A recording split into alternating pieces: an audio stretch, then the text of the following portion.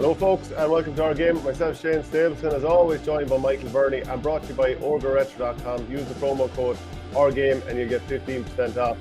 Michael, there was so much to talk about this weekend, but before coming to you, I'm delighted to say that we have Liam Spratt of Southeast Radio on the line. Liam, how are things? Good afternoon, Shane and Michael. You're looking fresh, boy. Well, that'll be overstating it, I think. You're about to head out for a round of golf, are you? Is that to unwind after Wexford's draw with Dublin?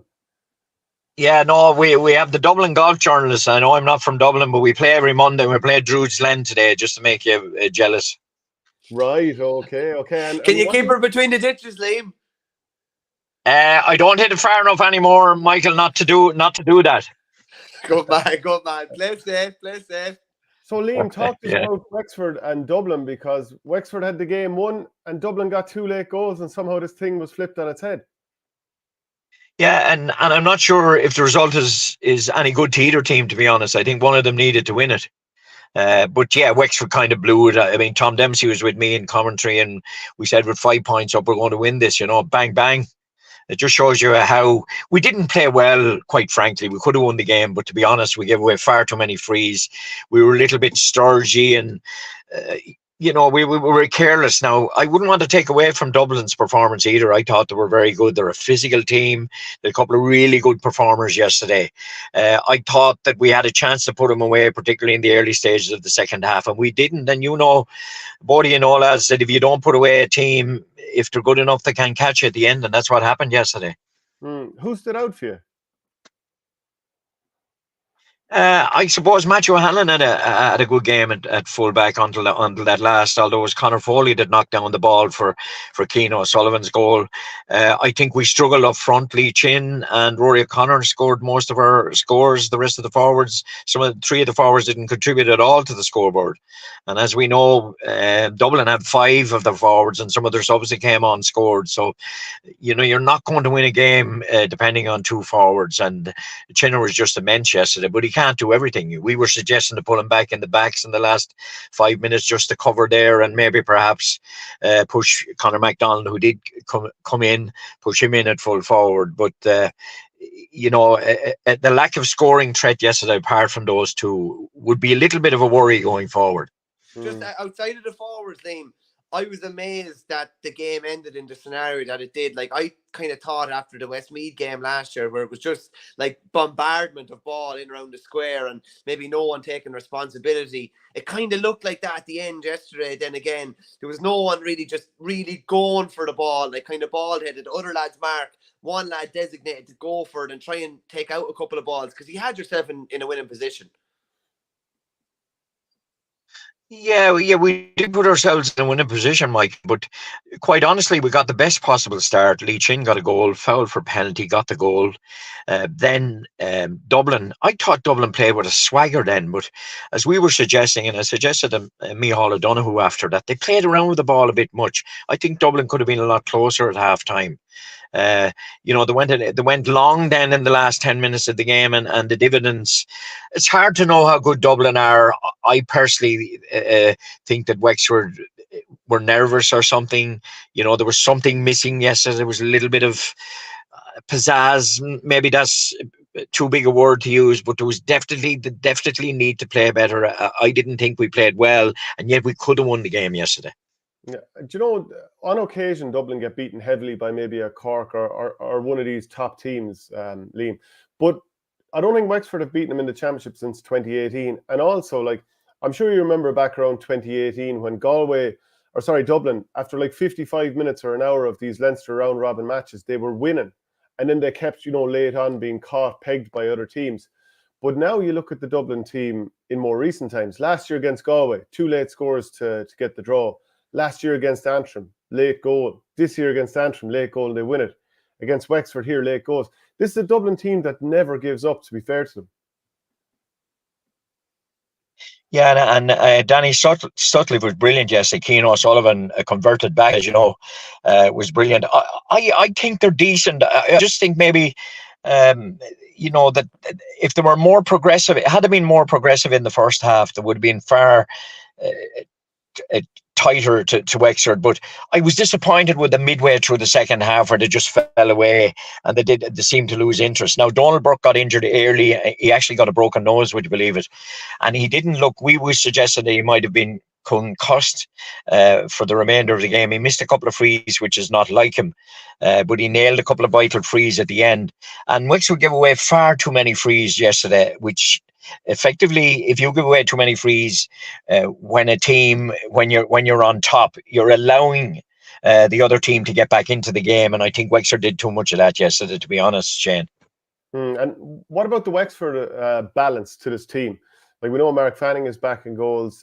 I'm just looking at, the likes of Liam McGovern. He's back in, probably missed a few games. Kevin Foley's been in and out the last, I suppose, year or so. Are you happy enough with the balance of this team? You see, you judge it on the league, and we had a decent league. We had a league where I think we were more careful not to get a walloping from someone, what happened in the previous league campaign. And then we got a bit of a kick in the backside against Cork in the league. And maybe that put us on the back foot a little bit. But look, everybody knows that Wexford got to find some new faces. We're going back to the same players. And even now this morning on radio, we're talking about Liam Ryan missing. We're talking about Dee O'Keefe missing. They're players that have a lot of mileage in their legs. So we're still talking about the likes of those players coming back in. The likes of Conor Foley, Niall Murphy did decently yesterday. Shane Reck is still very young. Conor Hearn and Kevin Foley are developing a midfield partnership, but I thought Dublin mastered that well yesterday. They ran the ball through midfield and kind of cut out our midfield. Seamus Casey wasn't his best day, but there's a young fella there, Owen Ryan, who's quite capable of coming in. Derek Carley got a few minutes. So there are young fellas there.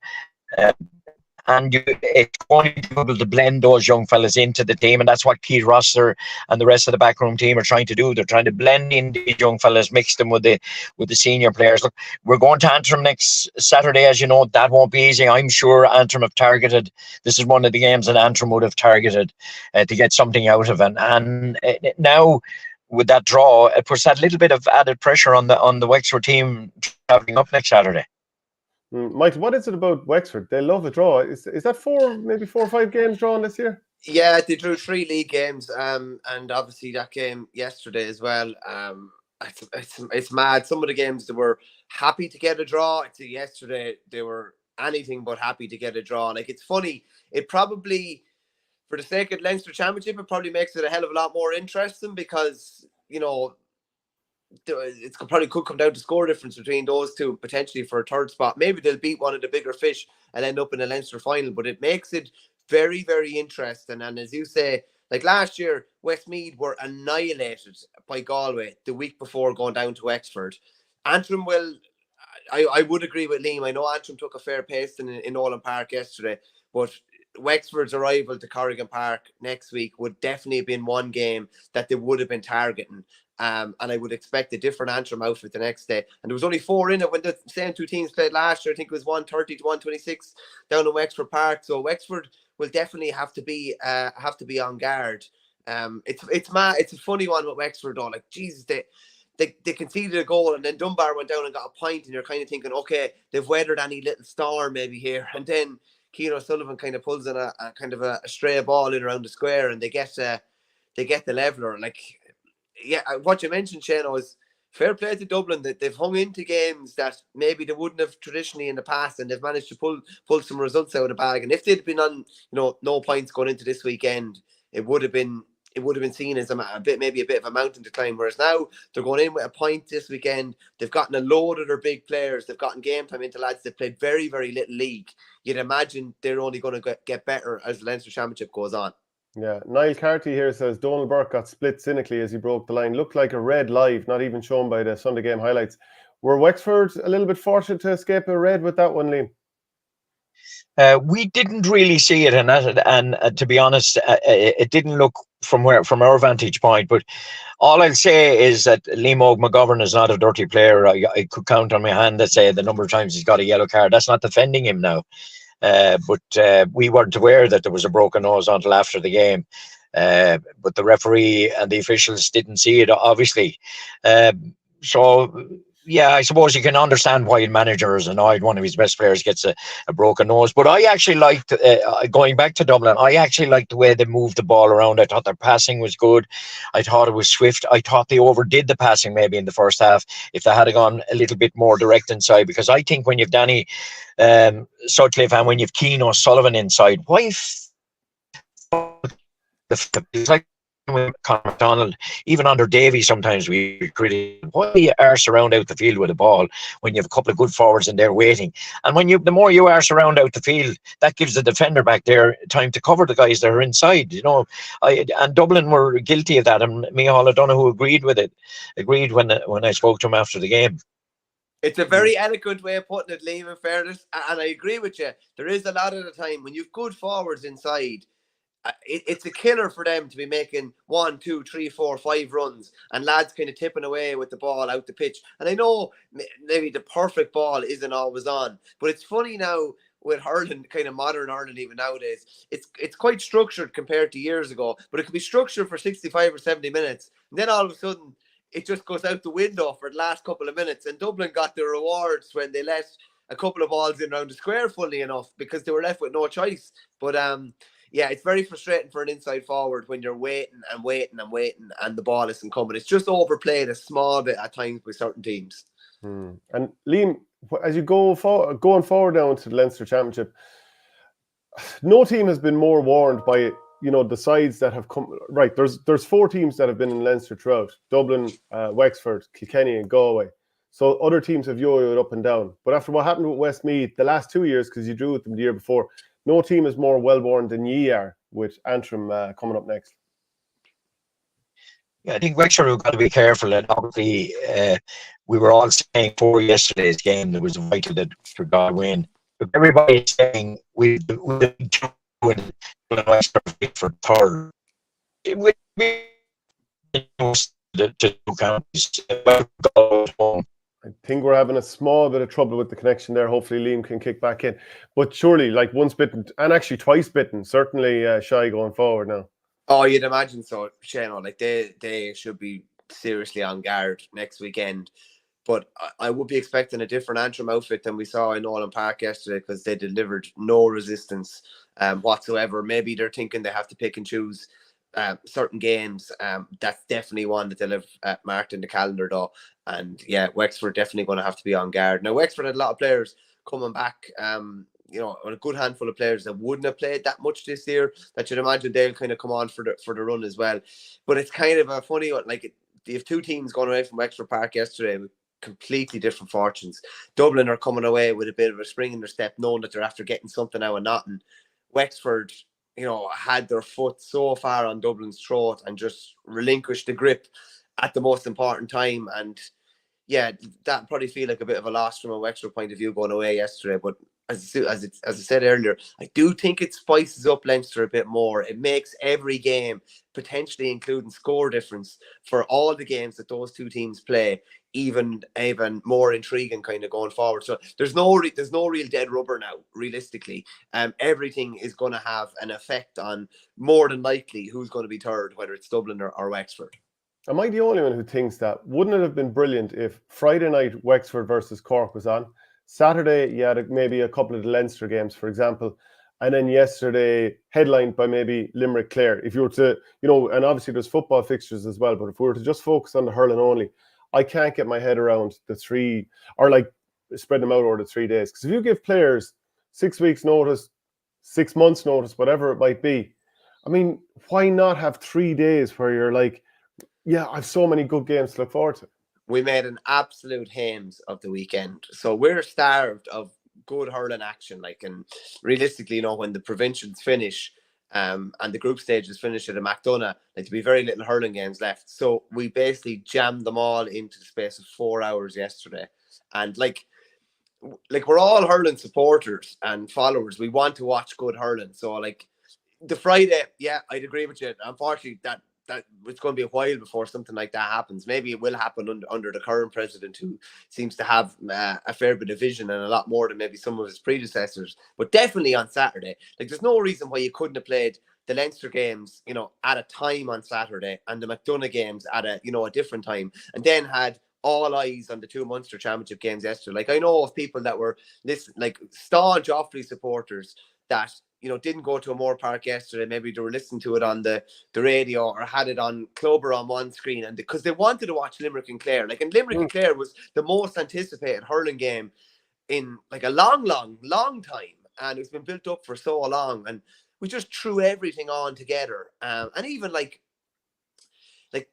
realistically, again, with the lack of hurling action, or how starved we are of it, like, hurling should have taken centre stage for me yesterday, with two televised games on terrestrial television, particularly the start of the championship, and you knew you had a fair idea you were going to get two belters of games, but we're really shooting ourselves in the foot. Like, you'd have to say it was a massive own goal by the GA to schedule the games the way they did, rather than spacing them out. And given, like, we all, like, I put it this way, Shane, there was no McDonagh Cup launch, no launch for the Ring Rack or Mar either, and then to go and throw the games on the same time as, you know, the biggest game that hurling has had in a hell of a long time. Like, of course they're going to get missed. Of course they're going to get much less coverage. That's only natural. When you put why would you put something up against something that's absolute box office? And you want to give people, and neutrals in particular, the chance to watch these games, the chance to go to these games. Like, there would have been awfully people that would have went down to Cusack Park yesterday if they could get tickets. Similarly, there would have been Kilkenny people that would have went to Walsh Park yesterday if they could get tickets. Like, people want to go to games. And I think we made an absolute hames of it yesterday. And it was, luckily, the games all delivered in terms of entertainment and billing. But, like, we could have spread it out so much more, and we could have had a hurling weekend from, as you say, potentially 7:30 on Friday evening till, you know, the guts of 6 o'clock yesterday. And there's no reason we couldn't do the same in football, and all of a sudden you've just got like this blanket takeover where it's just brilliant. You're going from match to match to match and loving it.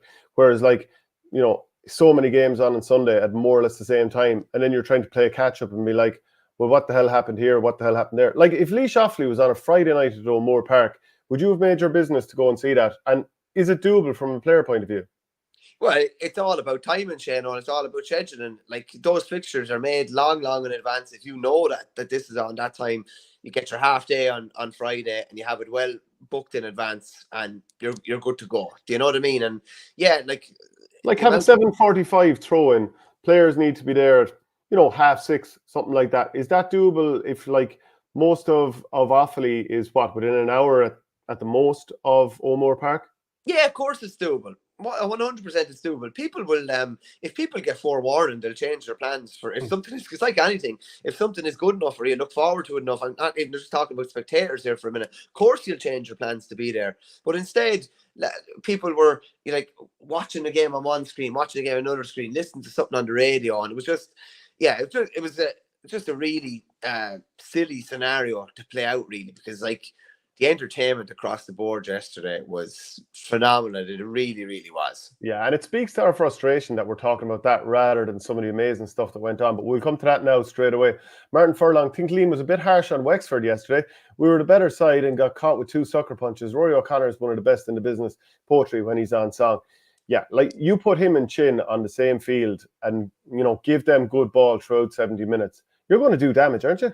Yeah, like, I think, like, Rory hadn't played any league, but I think he got 4 from play yesterday, and, like, they were kind of a bit of a double act yesterday. Now, as Liam mentioned, they were over relying on them, but keeping those two fit is crucial to everything Wexford are going to do this summer and in future summers as well. Rory O'Connor is a joy to watch when in full flow. It's just, unfortunately, and he's still a young man, but unfortunately he's missed a hell of a lot of action already through a variety of injuries. Hopefully he can stay fit. If he can stay fit, and they can maybe get Liam Ryan back on the pitch at some stage, get Dermot O'Keefe back on the pitch at some stage, there'll still be a force. Yeah, it says online there on Wikipedia how much can you trust it that he's 26. I can't imagine he's much more than that, but, like, he's coming into his prime if he can stay fit. Yeah, it did. He was doing his leaving cert in 2018 when Davy gave him his debut. 24, 25, in around that. He could still have the guts of 10 years playing for Wexford if he's able to stay injury free. But yeah, like, just going away from Wexford for a minute, like the entertainment and the buzz and the atmosphere. You could actually feel the atmosphere of Cusack Park through the telly yesterday. It was it was amazing. It was an amazing scene, and I see they got rid of the wire in Cusack Park as well. I'd imagine it was pretty well wedged now. But Yeah, for sure. it was like what a game, and what a game of contrasting fortunes. Like Limerick looked dead and buried at different stages in the game, and it's amazing. As talking about different teams getting a spring from a win or whatever. Look, imagine the spring Limerick are going to get from that.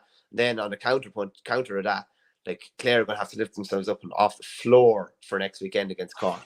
Like there's so much to this game. Well, obviously we know Aaron Gillan scored 1-5. Now maybe he, would you call it 2-5 even, or are you giving that goal to Dermot Burns? Can I just say something on the Dermot Burns free, right? So I saw some comment in there saying that it wouldn't have been a goal if Clary hadn't been wrestling with Gillan or whatever. I thought Clare's setup for that free was appalling. Like that ball, if they'd had bodies where they should have had, and like as Eddie Brennan said to me this morning, if they were doing their housekeeping, that ball wouldn't have even made it to where it ended up. Do you know what I mean? And I know he mishit it or he fell hitting it or whatever, but it's like Clare completely took their eye off the ball there for that kind of split second, and maybe it was symptomatic of maybe the last 10 or 15 minutes in that game. But that ball never should have reached where it did reach, and if it should have been somebody back there ready to attack it, not clearly wrestling with Gillan as he was for all the game, and Gillan was wrestling with him. I will say that as well. Gillan was leaning back into him, and there was two of them at it for the whole game.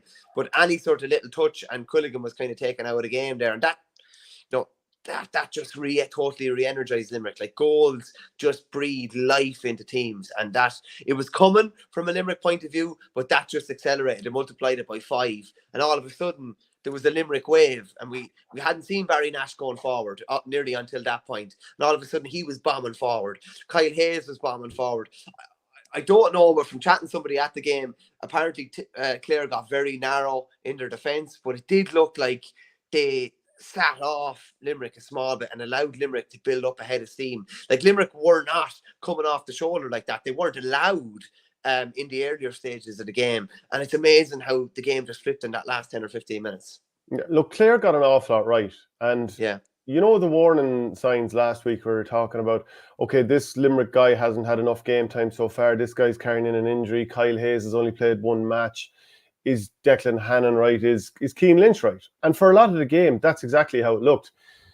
And I just think you have to put it, obviously you have to give huge credit to Limerick and also the guys who came on, like Sean Finn had to come on very early, and not everything went perfectly, but he did enough, and he'll get great confidence from playing 65 plus minutes. Donegal obviously got a goal, but not without his mistakes either. Connor Boylan came in, ran at Clare a few times. He was huge now, I have to say. I thought he was huge because he came on and ran at them when other lads weren't willing to or weren't able to.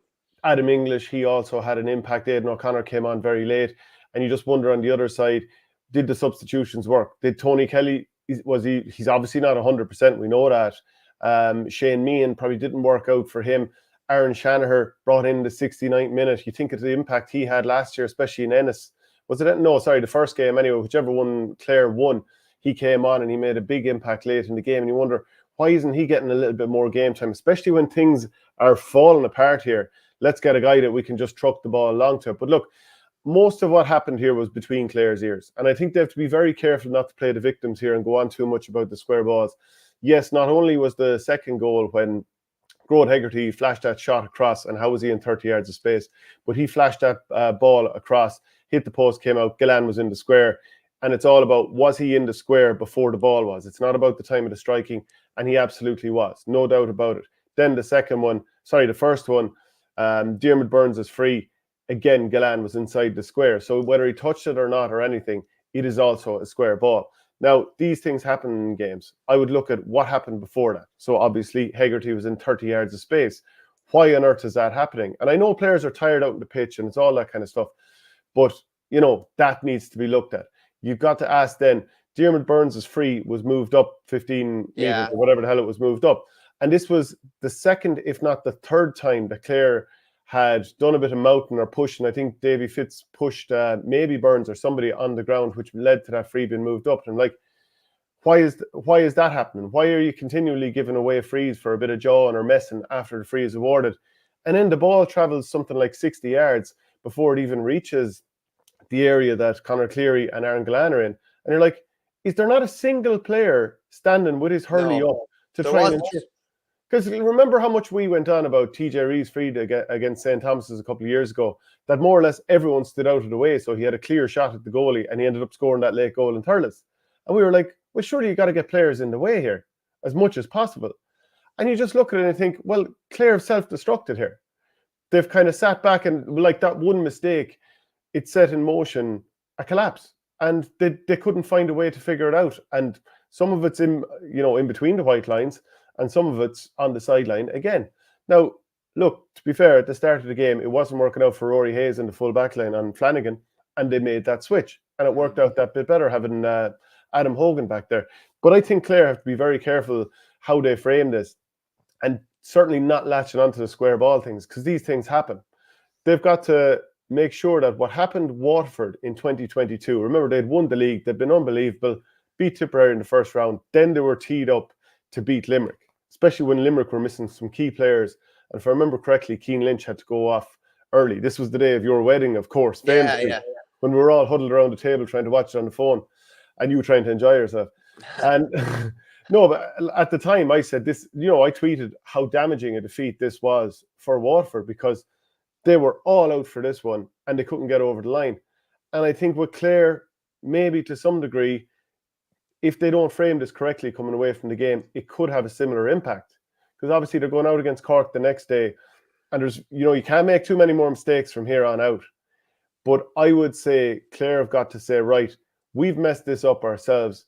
This isn't our best foot forward. We've got to react. We've got to be more disciplined on the field. And of course, the other goal was, it should have been saved. There's no two ways about it. It's difficult, but you got to save it.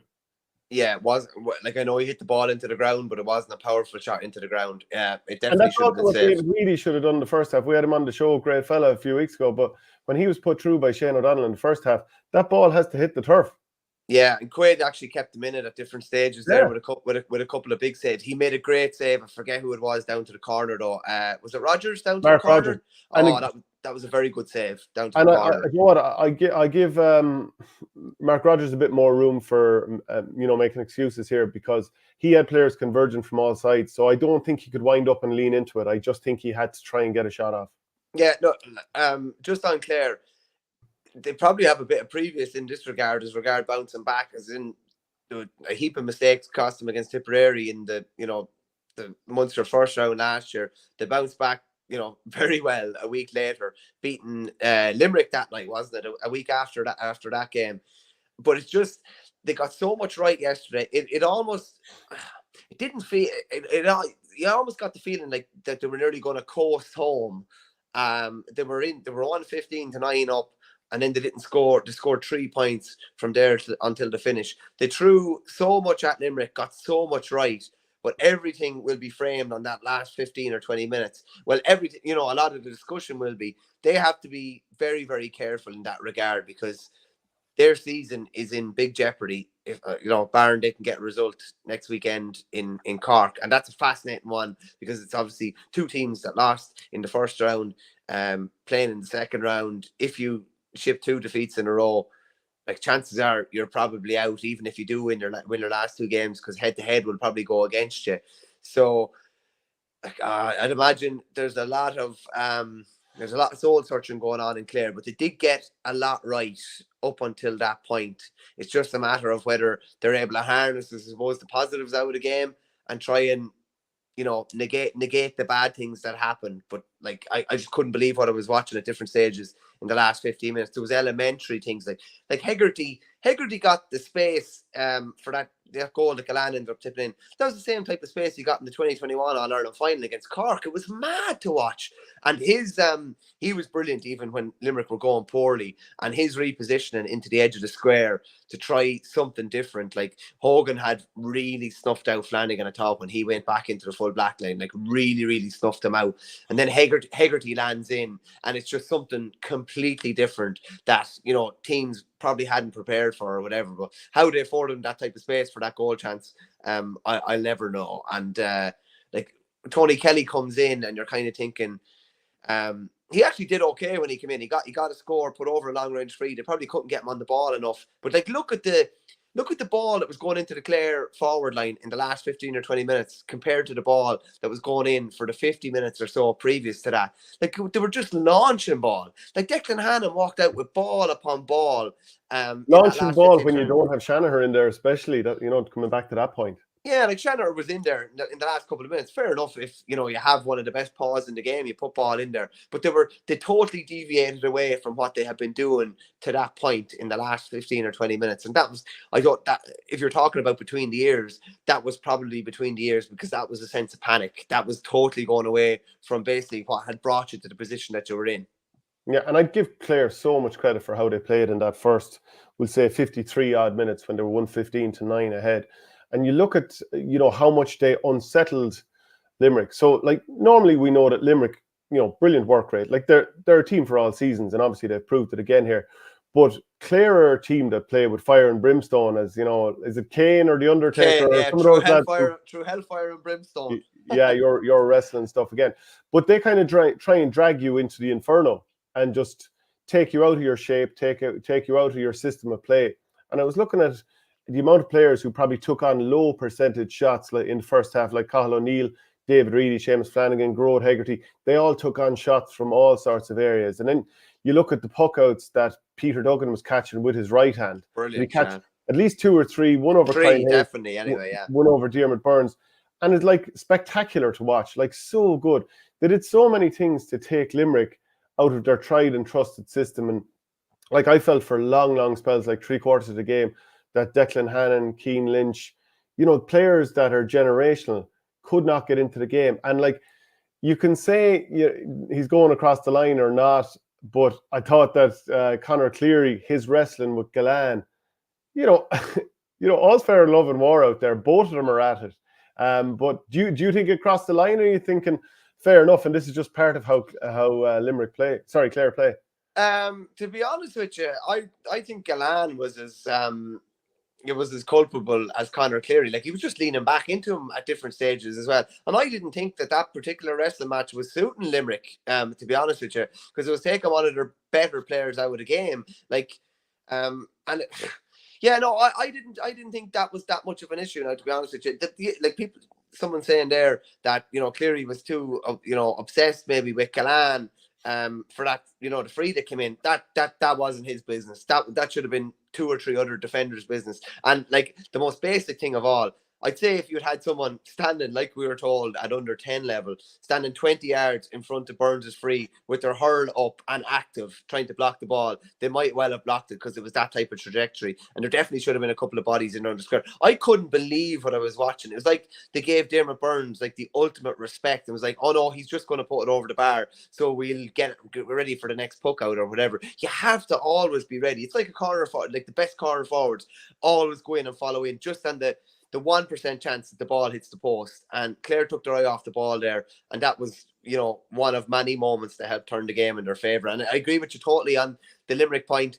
There was a lot of Limerick big guns, O'Donoghue, Hannon, Lynch, etc., that were really struggling in the game. But they, you know, particularly Lynch and Hannon, I would say, really came up trumps in that last 10 or 15 minutes. But it was the energy that, you know, their challenge got from a couple of goals that they got, and maybe sensing some frailties in Clare. Yeah, and they got so much right. But then you look at some of the controllables, and a lot of them are the Limerick sideline cuts. And you know that they're going to look to play a ball. You know, someone will do a nice little, very low trajectory sideline cut, and a player will turn and try and pop it over the bar and get them moving again. I'd say at least 3 or 4 of the Limerick scores came from this area. Yeah. And then again, we're talking about that free that went in, and there's no player with their hurley up in front of it. And to me, a lot of the time, and even, you know, Reedy's an excellent player, but to hit the goalkeeper, it's a lot of stuff that is really controllable or coachable, or like the players need to be thinking a little bit more. And a lot of time, it really does feel like, a lot of the time, it's of Clare's own making. Like, square balls happen. They shouldn't have happened. Fine. But you got to deal with it, and you've still got more time left to put the game away. Yeah, no, I'd agree with you. I suppose going forward to this weekend, there's a hell of a lot of things that they can get right. They are all, as you said, there, a lot of those things there are within their control. you're just saying about the sideline ball as well. There was a lovely one, like, and you know exactly what they're going to do every time, because apart from Aaron Gallan's one at the end of last year's All-Ireland final when the game was in garbage time, they haven't, like, they don't, I don't think anywhere in the pitch they don't cut the ball anymore. They just put it on the ground. Hurling is still alive from a live cut when Limerick are in possession anyway. But Hegarty played a lovely one across for David Reedy, and Reedy got a lovely point in the second half. And Reedy was very good, I thought, as well, particularly when Limerick weren't going well. Limerick definitely missed whatever about O'Donovan's kind of work around rucks and dirty ball, and that they probably missed his deliveries inside as well, because deliveries inside maybe weren't as good as they usually would be. But like from a Limerick point of view, to win that game, having played as badly as they played for an hour, having given away the amount of like really silly frees that they gave away, and people say Limerick play on the edge. Yes, they do, but they will not be tackling like that in a couple of games' time. That's part of that is to do with a little bit of rustiness as well from a tackling point of view. It was looser than it normally would be. The wides, I can't remember when like they clapped up a couple of bad wides, and like shots they shouldn't have taken on, but there was a lot of very scoreable shots that they missed as well. And you look at the game time into Keane Lynch now, the game time into Hannon, the game time into Finn. Yeah, Mikey Casey picked up a hamstring injury. I think Kylie seemed confident enough with the severity of it that he could maybe feature towards the latter stages in Munster, maybe round 4. Like, how much will Limerick improve from that yesterday? They survived. They took all the punches that were thrown at them, and they're still standing. And they obviously have your boys coming to town next weekend. Like I'd say, like imagine like Tip must be licking their lips after 50 or 55 minutes, thinking like we've potentially a chance to put Limerick out of the championship. And now that game has a little bit of a different flavour to it next weekend. But yeah. I'd imagine Limerick will improve a hell of a lot from yesterday, and that's a bit of a scary thing as well. Or can I sort of frame this a little bit differently and say, I know I'm a fair idea what way you are going to frame it, but go on, yeah. So for 53 minutes, what we saw from Limerick is what we might see again this coming weekend, and Tipperary, who were beaten comprehensively, even though the scoreline was pretty tight for a finish by Limerick in the league. That maybe Tipperary can look at that and think, look, all the things that have been talked about, the amount of players that have miles on the clock or injuries or not enough game time this year, that it did come home to roost. But they are brilliant champions. They found a way against their hottest rivals, that they found a way over the line. And you know the way sometimes with like a really good team that isn't playing particularly brilliantly, and you know we'll go back and include the Kilkenny League semi-final into this, that this was 1 3/4 games where they were not playing well at all. Sometimes it just takes a spark to light the flame, and that they might now supercharge from here. Now, obviously, I'm hoping not for this weekend, but that could it could go 1 or 2 ways here. I'd say you have a fair idea of what way it's more likely to go than the other. Like I would see, like when you get off the hook like that, and like I think I don't know if you look at them embracing each other after. I think they realised how big it was. Outside of the 10 points when they were down against Tipperary, and they obviously turned that around a lot quicker. This is the biggest margin that they've come from behind in a big game to go and actually get a result. And I just think they realised the significance of it after. And plus what we mentioned with new faces coming in, with Adam English coming in, when Conor Boylan's not that new as well, but lads came in and put their hands up as well. And I do think they'll improve a hell of a lot going forward. And I do think that could be, as you mentioned there, I think it could be the spark that you know reignites their season. Not to say that you know they were stuttering or anything to this point. It's only the first round of Munster, but I definitely think they're on the front foot big time now. Yeah, look, I mean, and that is the thing. They really could supercharge from here. But yes, you can have a victory or a turnaround like this, and it can, you know, give you that platform for the year ahead. But sometimes that's the stuff between the years. Like physically, does that game bring them on enough? Like, are they still like? Is there a chance that like these lads who haven't played enough, or maybe their bodies are, you know, kind of up and down in games at the moment because they have a lot of miles on the clock? Are they going to be broken up this morning? And are they going to be 100% right for when it comes to the match this weekend? I think there's a little something in that as well. And look, you have to make Limerick, and I make Limerick huge favourites against Tipperary. But some of these things are real factors. The win, between the years, certainly this can set them off. But if the bodies aren't right, the bodies aren't right. Yeah, the only thing is that I think the mind is a lot more powerful than the body as well. Like, whatever about if they'd been beaten, just say like that game had somewhat petered out as it could have had yesterday, and Clare had, tagged on 5 or 6 points at the end and won by 5 or 6 points. Like, then all of a sudden, yeah, your mind is a bit bet and your body is bet. Whereas, I don't know. I've had scenarios where the body was in ribbons at different stages, but mentally you feel so good. You feel so good because you do. You feel so good. You feel like you can still do anything because you're after like the muscle memory of knowing that they can do what they can do. Like, I just think it'll be something similar to last year's Munster campaign, in that I don't think we'll see the best of them throughout the round robin. It's all about survival. And if they survive, and after yesterday, it looks like they have a really, really good chance of surviving, and just need to get probably another result next weekend, and they're in really good shape. And even a top 2 spot is not necessarily a necessity. It's just about surviving and qualifying. I honestly think they will get better and better. I don't think they'll improve 10 or 15% this weekend. I think they'll improve maybe 1 or 2%, and I think that's the trend that will continue the whole way through the championship if they continue to survive. Yeah, to be fair, I'm playing devil's advocate a little bit here. I think that, and you can also point to many, many cases of teams getting hammered or playing really poorly in a provincial championship game. Start of the year, Tip 2010 get hammered the first day out. Galway hammered Kilkenny in the Leinster final 2012. They come back. Look at Limerick in 2018. Was it 11 points they lost to Clare by in the last round robin game? It doesn't always mean everything. But sure, it's the perfect scenario, Shano. So, like, they were well beaten by Kilkenny in the semi-final. They got a fair few rude awakenings, a fair few eye-openings. Different things happened during the game. Different lads weren't on form. They got a fair few rude awakenings yesterday as well. So they got, lots of potential weaknesses exploited, but they still had the character and the wherewithal to go and win the game. So it's kind of the best of both worlds. I don't think John Kiley definitely won't lose the run of himself anyway.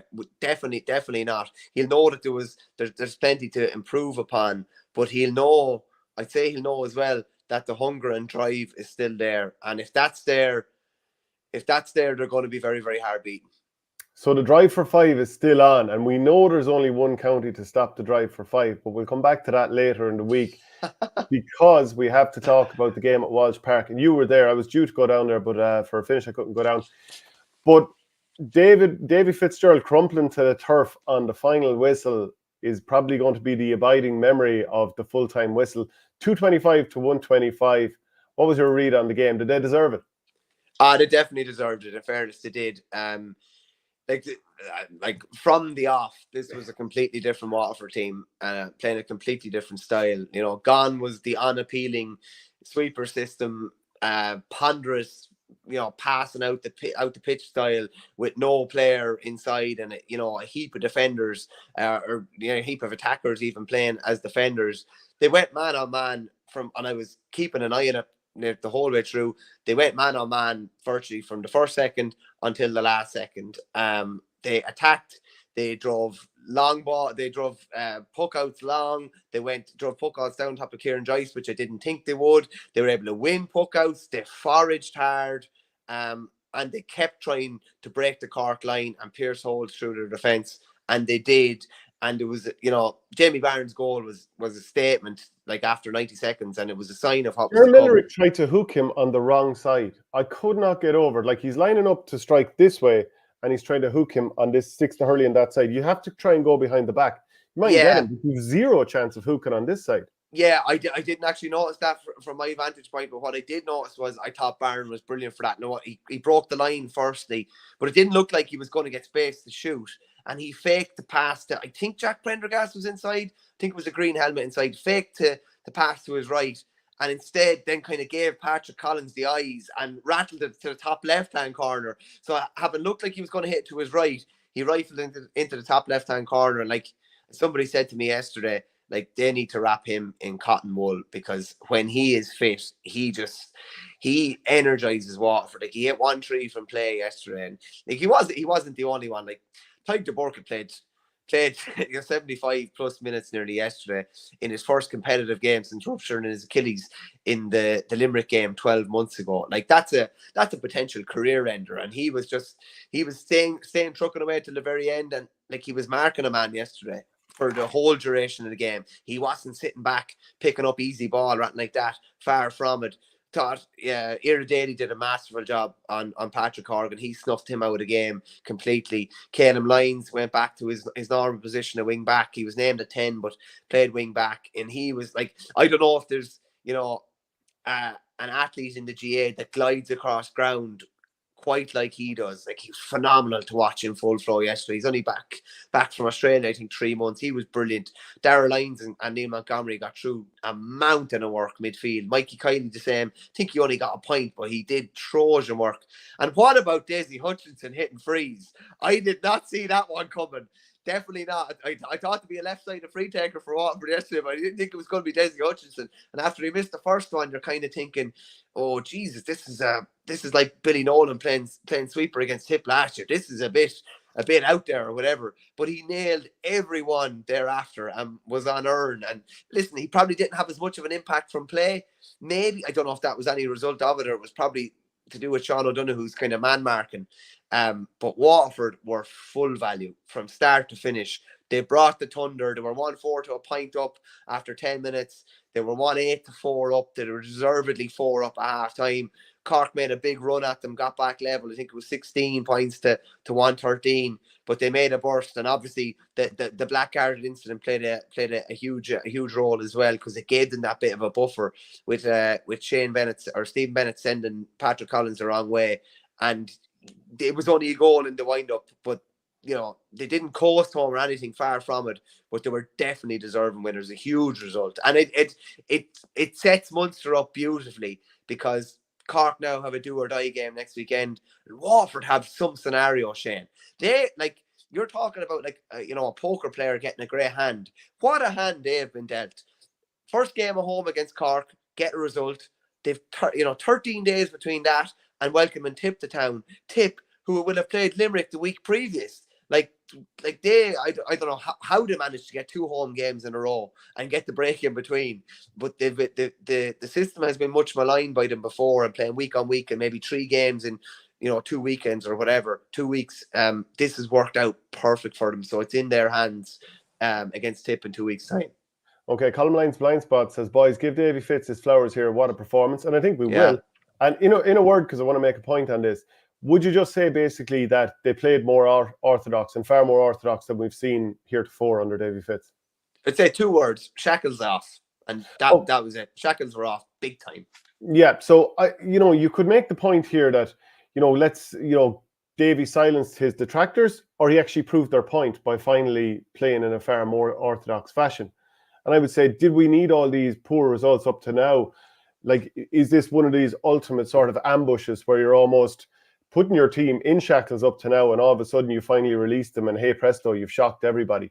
I don't know if I'd go for all of that, but I would. It's a lot to do, Shane, as well, with the personnel they had back yesterday too, though. Like, I don't know about you, but when I looked at their team on Friday or whenever it was released, it was like, that's a fair team. And conversely, when I looked at the Cork team, I was kind of like, is this any different than any team I've seen in the last 3 or 4 years? And I probably said no. So is this going to be any different than a Cork team I've seen the last couple of years?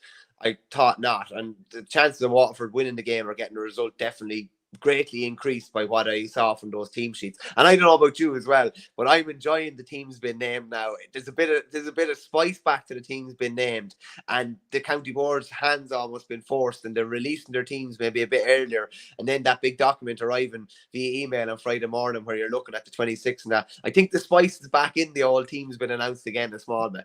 Yeah, especially when they have to name a 26. So, that is tasty enough. But I can't but bring up a few factors here. Number one, it was never a penalty or a black card, because the ball had already been spilled by Jack Prendergast as he went through. Tommy O'Connell knocked it out of his hand. So getting wrestled to the floor by Kieran Joyce, the goal scoring opportunity was gone as soon as the ball came out of his hand. And that obviously had a massive impact, because they went down to 14 men for 10 minutes, and Damien Cahalane then went ahead and got red carded. So they were down to 13 men for a while. And they actually did quite well during that period to not be totally taken out of the game. And then, of course, Alan Connolly scored one of the great goals. The way he soloed through and did a one-handed flick off the ground with the short and hurley and flicked it to the net. Absolutely brilliant. But like, I think that that Waterford had a huge favour done to them there. And, you know, if I was Pat Ryan, I'd be massively frustrated with how that panned out, because they were certainly wronged. But in the lead up to this game, I made a big point to you about starting all three of the more experienced players in the Cork forward line, because Patrick Horgan is 36 soon, Seamus Harnedy is 34 soon, Conor Lahan is 32 soon, and they've been on the road for a long, long time. They're all excellent players. And I made the point in 2021 about Tipperary starting too many of the experienced players who had so many years on the clock between them at the same time. Yes, start one of them. Yes, maybe start two of them, but you can't start all of them at the same time and not have some negative impacts in terms of energy or something. Like, you look at the best players for Cork in this match. Shane Barrett, absolutely excellent. And I was very surprised that there wasn't a switch made on him soon, because early, because I thought Kieran Bennett, who brings a lot of qualities to the game, but I think chasing a speedster probably isn't one of them. So I was surprised with that. The other one was, of course, Alan Connolly. Didn't get enough ball in the first half. And if you look at the three players, who are all excellent players, and let's not throw the baby out with the bathwater and think that I'm, you know, having a go at those players and their careers and besmirching their reputations and all that. But between them, they had 10 shots in the first half from open play and returned a single point. And a lot of the time they were taking on shots from angles that were not favourable. And I just thought it was that whole issue coming home to roost. They got 3 points from 13 shots from open play in total. And I think that was the rock that this Cork performance perished on. And I know I've mentioned the black card and the penalty that shouldn't have been, but they picked the team wrong. And it was a fairly obvious issue from the... I didn't expect it to be because they were taking on shots from all angles and silly shots and stuff like that. I thought it'd be more of an energy thing and a tackling rate. And maybe that's part of it too. But I would be really, really frustrated if I was one of these younger Cork players and you look at the way this team was picked. And I mean, if you're saying, oh, it's the same old Cork, and it was the same old Cork when we were looking in after 20 minutes, well, you keep picking the same team. So No, I would tend to agree. Now, I have to say, I thought Harnedy was taken off in the wrong when he was taken off. He was just after getting his second point and was getting on a bit of ball. Huggy had, you know, the most un-Huggy like wide I've ever seen. Like, I couldn't believe he put that ball wide. It was nearly, you know, it was the rare time when he got a ball in space and he missed it like 10 yards to the right hand post in the second half. It was very, very strange. Lahan took on, I know he's a brilliant player, but he took on a lot of low percentage shots. And I thought when Brian Hayes came in, he's a big man and he's, you know, pace and can break a line, probably offer something a bit different, got a score. I think they need more, like bringing Jack O'Connor on with 2 minutes to go was kind of a strained one as well, when they needed lads that were going to break a line at pace at different stages. Now, they weren't allowed to do that by Waterford at times, but Fitzgibbon did it a few times. Shane Barrett did it a few times. Same as you, was mightily impressed with him now, particularly when Cork were going poorly. Thought him and Fitzgibbon were probably two that were bringing the fight to them. On the black card, again, yeah, like in real time, I didn't see that the ball was spilled. It should have just been a free, realistically, and shouldn't have been a black card. Cork probably dealt with Joyce being off the pitch reasonably well, and even Cahalane been off the pitch. What did you make of Cahalane's 2 yellows? Very soft. Overall, not a red card. Like the 2 offences, because the first one, fair enough, the guy was, you know, falling over or whatever, but he still met him shoulder to shoulder. So I don't think there's a yellow card in that. And the second one, if he caught Fitzgerald on the hand, I mean, probably, yeah, but geez, Fitzgerald was making sure that everyone knew about it too. Yeah, like I didn't think Michael Kennedy even gestured like he was going to blow for a free. And then all of a sudden he kind of brought it back, and it was a free and a yellow card. Like, I just wonder where we're going when lads are getting sent off for that kind of crack. And I just think I don't think it's changed in the rule book, but what a yellow card is now seems to have completely changed. Like, you're getting a yellow card nearly for a little tug of the jersey or a little flick or something like that. Like, if a lad pulls a wild stroke, yeah, by all means, a yellow card, or, you know, a head-high tackle or something that's dangerous. But Jesus, I don't know. I just don't. I don't think either would have warranted a yellow card, to be honest with you. And obviously, they played. I think they played 5 minutes of that second half near the end with 13 men, and they finished with 14 as well. But just on Kieran Joyce, now I have huge time for him as a player, like massive time, as you do, and would see him as one of the best centre backs in the country. But I saw something yesterday, and I was absolutely blown away by it. Waterford won a ball underneath the stand, and Joyce is centre back, the central cog of that team. And I couldn't believe it. He veered back away from the ball carrier to pick up a man who was, standing out at the sideline. And I think it was Mikey Kiley, like sold at 40 yards through the middle. I just couldn't believe it that he didn't, centre back. You hold that centre where possible and make sure that people can't come through that middle. And I was amazed to see it, because it's not something I'd seen before. And that came a couple of minutes before the cynical tackle, and I just wonder, did he get an earful or whatever, because there was no way he was letting Jack Prendergast through for that there. But I was just surprised to see it, and I was surprised as well by Waterford's tactic of going at him with a couple of puckouts and planting ball down on top of him. Jack Prendergast won 2 over his head and puts him over the bar. Mikey Kiley made a couple of great catches in around the half forward line as well. The question, you're not going to puck him on top of Rob Downey though, are you? They didn't really. Now Downey was probably quiet as well. Now going through, and isn't that why though? Because Waterford said we'll stay away from him. I wouldn't say it was. I wouldn't say they necessarily made a point of staying away from him. To be honest with you, he seemed to get on very little ball. I don't know. Was that Kiley was over on that wing? I think he might have been. I don't know if they necessarily stayed away from her or whatever, but there was a lot of underperforming Cork players throughout the pitch. Now, they weren't terrible, far from it, and they showed plenty of fight and energy to get back in the game. I'd be something similar to you. I'd be looking at probably a different 15, and I know maybe there was a reason why Robbie O'Flynn didn't start, but he has to start the next day. He catch a couple of brilliant high balls, and like all the players that had a big impact for Cork are the ones with pace, which makes you wonder, why didn't they start a few more? And I was saying to Alan Cadigan last Thursday, Cork are at their best when they run and just hand pass through the lines and stay running. And like, if you're going to pick 3 players who are brilliant servants but on the road wait too long to all be started together, you're kind of playing against what your strengths are. Yeah, it's like I don't know. I probably would see Horgan and Harnedy probably start the next day. I don't think Lahan will start. Maybe. But do you think they're right to start them? Because these players aren't really going to do the running between the lines, pacey stuff. Depends what the balance of the forward line is outside of them. Like if you have Alan Connolly, Robbie O'Flynn, Shane Barrett, and one more kind of pacey forward that can break a line. Your Jack O'Connor's, your Brian Hayes' your probably someone like Brian Hayes and maybe Jack O'Connor to come into a game with 20-25 minutes when it's opened up a small bit. But I definitely thought the balance of their forward line was off yesterday. Now I have to say, like, Conley was brilliant in defeat, Barrett was brilliant in defeat, and Fitzgibbon was very good in defeat as well. But they were nearly by themselves. There weren't too many more really delivering good performances. Who do you think was probably more the victim of bad decisions? And I think both teams should not play victim about this.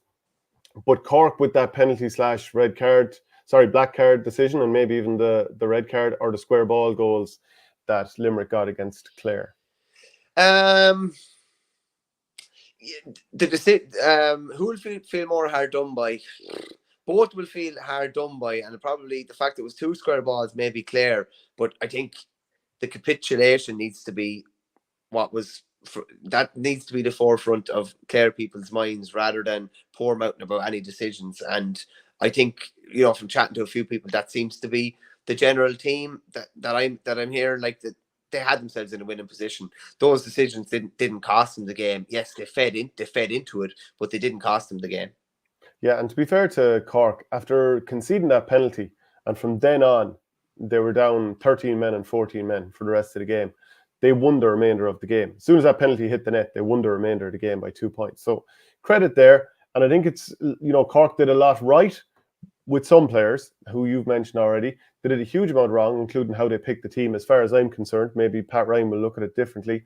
But it's obviously not the end of the season for both teams. But if I was Cork, I'd be like, we can actually pick our team a little bit more smartly the next day out. So in a way, there's a lot that's fixable. Whereas Clare, between the years, if they don't get over the manner of this defeat against their most bitter rivals, like in some ways they have more to fix, and it might be tougher to fix. Yeah, I think when the mental aspect comes into it, and you had yourself in a brilliant position, and your Munster campaign could have started on the exact opposite note, to then have to go to the well and try and deliver a performance a week later against another team that's hurting. I think it's more the mental aspect that would be the worry from a Clare point of view. Just on Davy Fitz as well, I know he dropped to his knees at the full-time whistle, and I've said as much about Davy Fitz over the years as anyone. It was peculiar though. Like a minute later, he was jogging across the pitch down the tunnel, and he was kind of hiding away in the dressing room almost. I think, like, even when he came out, I know his for anyone that didn't see the interview, his quotes read like quite explosive about the naysayers and that. It was anything but, really. He came out and he was a man that just looked thoroughly wiped and thoroughly relieved. What did he say? No, he just said about, I think Tomas McCarthy asked him, did any of the doom and gloom or the naysayers, did that like drive you on, right? Give you extra motivation? And he just said, to be honest, no. He said, people are entitled to say what they say. It's a bit hurtful when we know how hard we're training, but we decided to focus on ourselves. But like when written down, it looks like, Davy slams detractors or whatever. But that wasn't really the case. I think he put a hell of a lot of pressure on himself to get his troops to deliver a performance yesterday. When he said, judge us on championship, not on the league, he put a bullseye on his back. And in fairness, they delivered a performance that was totally alien to anything really we've seen outside of the Tipperary game last year. It was totally alien to anything we've seen under Davy's reign. Whether they can back it up now is another kettle of fish, and whether they can get themselves to the physical and mental pitch again will be intriguing to see. But the fact that the schedule suits them would definitely say you definitely think the cards are kind of stacked in their favour a small bit anyway.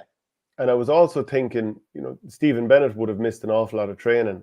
And for him to be able to have that extra week now coming into the next game, because, you look at it and you're like, he's definitely not at 100%. And some of the things he did were really good, but some other times you're like, that's a guy who hasn't been able to train freely. And we know about his injuries, and, maybe he won't be playing county that much longer because of that. But it is crucial that they keep him on the pitch, isn't it? Yeah, totally. And I'd say Ty DeBurka would have been the same. Like, imagine playing your first game in 12 months and having to go again next weekend. Like, and Bennett would have been the same. And sorry to jump in, Michael, but I would have said that, like, Ty DeBurka's position and cleverness, that was all on show. But, like, he, in some ways, looked like a guy who hadn't played a game in a year, because he fell over several times or was knocked down easily, and he gave away several frees also. Now, don't get me wrong, they're better for having him there, and he'll be better for having that game. But I don't think it was like an imperious performance. No, I think it's one of those performances where you take into account all of the things that we know, and the fact that he hadn't played in so long. I actually will, and I know Michael Kendi will, not be, maybe on Cork supporters kind of Christmas card list over that kind of black card decision, and maybe the red card to Callahan, but he wasn't buying what Ty DeBurka was selling for a few of those ones where he did go to ground. And in fairness, he didn't buy what anyone was selling when anyone went to ground with ball in hand like that. And he generally, there was 5 or 6 bodies in, and it was play on or whatever. But like Stephen Bennett, Ty DeBurka, Jamie Byrne, you'd imagine like the schedule suits them perfect. They've played very, very little games, and they do need to be minded a small bit. Conor Prunty probably the same as well. So I think it suits them perfect that they can kind of kick the feet up for a couple of days. I'd say, like, enjoy yesterday, and enjoy it for a couple of days. Get your recovery in. Maybe get back to the pitch and do something, would say, some way meaningful. Maybe Wednesday, Thursday, Friday, something like that, and then they can build themselves back up for Tip coming to town the weekend after. And just on that, like, and we'll talk about it closer to the time, but like there's so much going. Like, I don't know how Tip will go this weekend, but Cattle's coming back to Walsh Park. Davy and Cattle, there's no probably love lost there. It's going to be, Davy got one over on him in the last round robin game last year. That left Tip in a bad spot going into the All-Ireland stages. are you telling me that Cattle won't have been like licking his lips and thinking, having Davy in the back of his head for the last 12 months, thinking I'm going to get one over on him and we're going to deliver a performance down in Walsh Park. So like that's teed up beautifully for Saturday week. Yeah, I can't, but you'd have to congratulate Waterford on their victory and Davy Fitz no more than John Kiley and Limerick the way they got over the line. If we're to jump back into Leinster, then Kilkenny 5-30, Antrim 13 points. This was a 32-point drubbing. Really, really tough. But I suppose when you hear about Henry Shefflin talking about, we're just glad that we got through without injuries, after their 11-point win over Carlow. On the flip side, Derek Ling is looking at the cost here, which is Owen Murphy had to go off, Adrian Mullen had to go off, and Owen Cody, perhaps his looked most worrying of all, I think, with an ankle injury. They all picked up knocks. Yeah, no, that is a big worry. Like, when he pick up 3 knocks in a routine win, like that's a disaster with a trip to Galway next weekend. And obviously I'm sure Owen Cody would love to be lining out for Kilkenny against his uncle next weekend, as Adrian would love to be against his former club manager as well. You love bringing it up with them. Anytime we've had him on the show, you're very quick to bring that up. It is still like I still think it's a mad one to be getting your head around, even, and a lot of Kilkenny people still can't get their head around Henry and Galway. So I will continue to bring it up, and even Henry facing off against Derek Ling, as former teammates through the glory days or whatever. But like, they got TJ Reid back in the pitch, obviously, which was a big plus. I think they got 4 goals from subs as well. Billy Drennan came in and scored 1-6. One a goal was a penalty. I think, was it a black card to Ryan Elliott in the goals? I think there was, and Tiernan Smith saved the penalty from TJ Reid, which is a collector's item, especially for a guy who's generally an outfield player. By the way, the penalty at the end, I was just thinking, right, so Kilkenny have piled on such misery here. It was a bit of a, will you give it, won't you? And to give a black card and a penalty late on, when Kilkenny, they ladled on 3-7 to 2 points in the last 10 minutes to make this, turn a thrashing into an absolute annihilation. Really didn't need to give that penalty late on, I felt. No, ladled. I didn't know ladle was a verb. I knew it was a noun, all right. But fair play. Yeah. Fair play. I didn't think that was in, Yeah, Kilkenny, like they laid waste to Antrim. There's no point in saying any different. And Owen Campbell's words from a few weeks ago, saying how they're aiming for a Leinster final or aiming to qualify or whatever. Like, geez, they were blown away yesterday. Now, I do think, as I mentioned when Liam was on earlier, I do think they will be really going for Wexford next weekend. That game, the Dublin game, and probably the last game against Carlow, I think I wouldn't be that surprised. They won't say it publicly, but I wouldn't be that surprised if they write off the Galway game a small bit as well, because we know what Galway can do to teams that are at a bit of a lower pitch to them. But from a Kilkenny point of view, yeah, they lost 3 players next weekend, which is a big worry. But O'Mall came on and banged 2-2.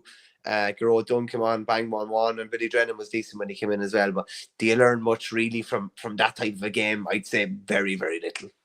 Yeah, Conal Cunning scored 7 points for Antrim, James McNaughton 2.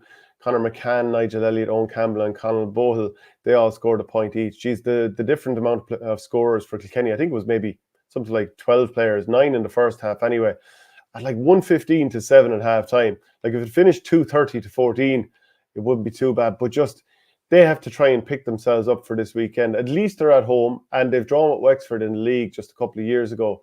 And I was thinking about, the amount of managers that have come up against their native county. And obviously Henry Shefflin will be doing that against Kilkenny this weekend. I was thinking earlier, in recent years, Micheál Donoghu's done it against Galway, as has Matty Kenny. Shane O'Neill, he managed Galway against Limerick.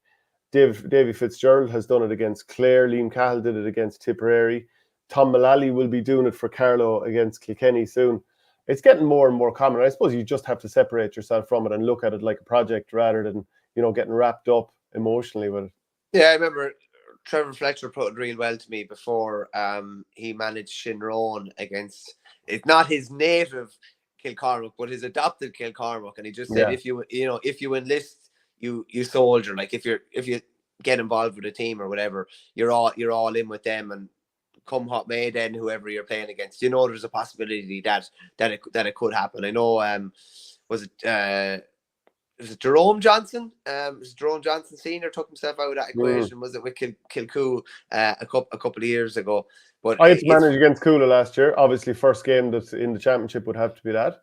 Again, yeah, not as bad when it's your adopted now, to be fair. I don't know what you'd be like managing against Borsley. But funny enough, I always found I managed plenty of Banner College hurling teams when I was teaching there against St. Brendan's. And I always found you'd be particularly fired up because it's not that you want to beat like the school or the club or the county that you come from, but I think you kind of see it as okay, this is my team that I'm with now, and I want myself and my team to be as best represented as possible against, a lot of people that I know quite well or whatever. And I want it to be the best representation of me as a manager and as a coach. So I can see why lads would get even fired up against their native county, or why Henry was doing this against Kilkenny last year, and why he was going tooth and nail for all those calls. I know it's against your own county, your own club or whatever, but it probably does mean that little bit more to you in a roundabout kind of way as well, You don't want to get embarrassed when you come home. No. Because, people will be quick to remind you too. Let's call a spade, that would happen. Yeah. In the Joe McDonagh Cup, I mean, what a sensational win for Kerry to go to Westmeath and win by 6 points. Down south, Meath, obviously Meath have had a managerial change this year. That was 324 to 25 points. But awfully, the job was almost done. And then Paddy Purcell with a late goal. Laois ended up winning 221 to 24 points at O'Moore Park. How much did that hurt? I'll be straight with you. I had to try and switch off from it because I had no real way of watching it where I was. So I was only really properly digested it yesterday evening. And but when I saw that there were 16-11 up, and I know one Catlett had to go off injured, but Screeney came on and he was actually unmarkable for a stage. He got 4 from play, and Laois didn't know how to kind of deal with him. So we were 16-11 up at half time. And you're kind of thinking, we're in a really, really good spot here.